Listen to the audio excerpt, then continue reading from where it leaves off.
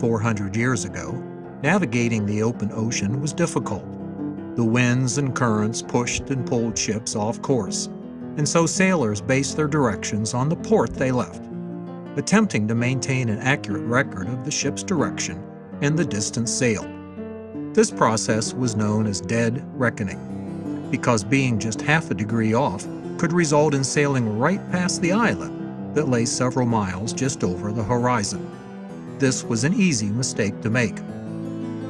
Thankfully, 3 inventions made modern navigation possible: sextants, clocks, and the mathematics necessary to perform the required calculations quickly and easily. All are important. Without the right tools, many sailors would be reluctant to sail too far from the sight of land. John Bird, an instrument maker in London, made the first device that could measure the angle between the sun and the horizon during the day, called a sextant. Knowing this angle was important because it could be compared to the angle back in England at the exact same time. Comparing these 2 angles was necessary to determine the longitude of the ship.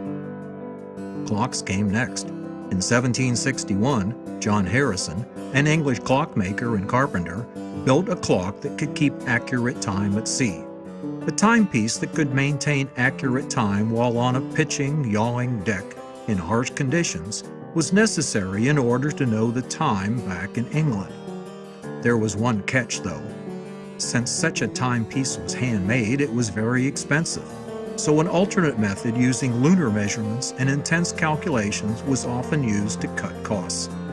The calculations to determine a ship's location for each measurement could take hours. But sextants and clocks weren't useful unless sailors could use these tools to determine their position. Fortunately, in the 1600s, an amateur mathematician had invented the missing piece. John Napier toiled for more than 20 years in his castle in Scotland to develop logarithms, a calculation device. Napier's ideas on logarithms involved a form of 1 over e and the constant 10 to the 7th power. Algebra in the early 1600s was not fully developed, and Napier's logarithm of 1 did not equal 0. This made the calculations much less convenient than logarithms with a base of 10. Henry Briggs, a famous mathematician at Gresham College in London, read Napier's work in 1614, and the following year made the long journey to Edinburgh to meet Napier. Briggs showed up unannounced at Napier's castle door and suggested that John switch the base and form of his logarithms into something much simpler. They both agreed that a base of 10 with the log of 1 equal to 0 would greatly simplify everyday calculations. Today we remember these as Briggs' common logarithms.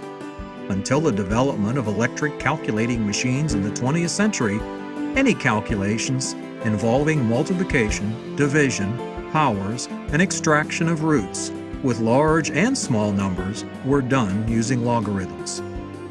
The history of logarithms isn't just a lesson in math. There were many players responsible for successful navigation: instrument makers, astronomers, mathematicians, and of course sailors. Creativity isn't only about going deep into one's field of work, it's about cross-pollination between disciplines too.